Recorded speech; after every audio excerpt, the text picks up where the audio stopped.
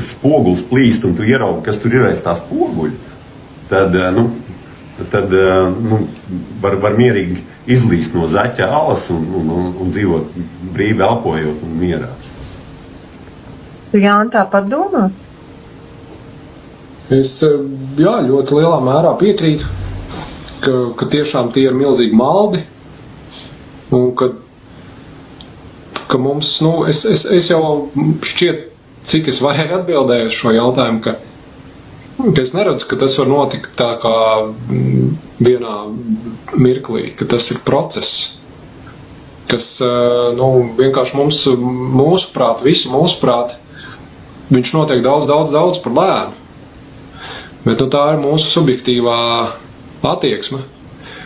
Un mēs gribētu, lai tas notiek daudz ātrāk. Ļoti gribētu, droši vien. Bet ir tā, kā ir.